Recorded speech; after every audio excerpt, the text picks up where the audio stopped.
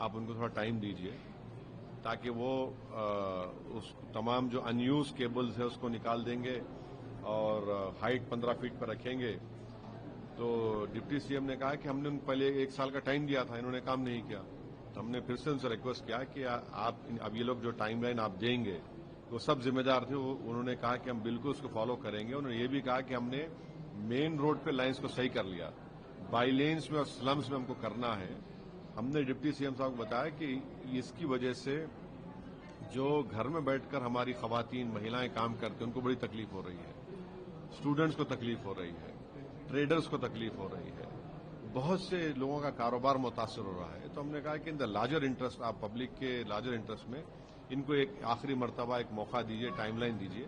तो उन्होंने कहा कि मैं पूछ के क्या कर सकता हूं देखकर उस पर एक्शन लूंगा।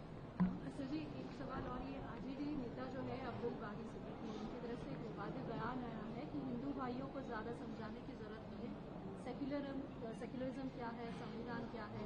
और उन्होंने ये भी कहा कि बड़े दुश्मन को हराने के लिए छोटे दुश्मनों को जो है एक साथ होना होगा।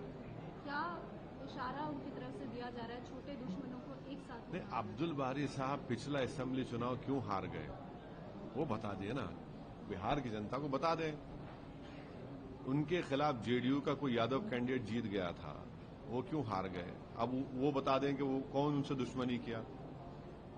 अब ये देखिए, चुनाव लड़ रहे हैं तो कोई हम क्या, कोई ये हम पॉलिटिकल अपोनेंट्स हैं, अपोनेंट को हराना है। अब ये जो अब्दुल बारी एक सीनियर सियासतदान है, अब वही आपके सवाल का बेहतर तरीके से जवाब दे सकते हैं। उन्होंने तो एक मरतबा कह दिया था कि मैंने अपने बच्चे से कहा कि भारत को वापस मत आओ, कहा था ना उन्होंने कहा था ये बात। फिर ये भी कह रहे हैं, तो नहीं मालूम, वो बड़े अक्लमंद और पुराने सियासतदान हैं, वो आपके सवाल का अच्छे तरह से जवाब दे पाएंगे। आपकी तरह स्पोर्ट्समैन भी है। हाँ, आपकी तरह स्पोर्ट्समैन। देखिए, स्पोर्ट्समैन होना अलग अलग है, स्पोर्ट्समैन स्पिरिट भी होना चाहिए। तो एक सवाल, ये राइटर बानू मुश्ताक जो है वो इनॉग्रेट करने वाले मैसूर, मेरे को नहीं मालूम इस बारे में। Thank you.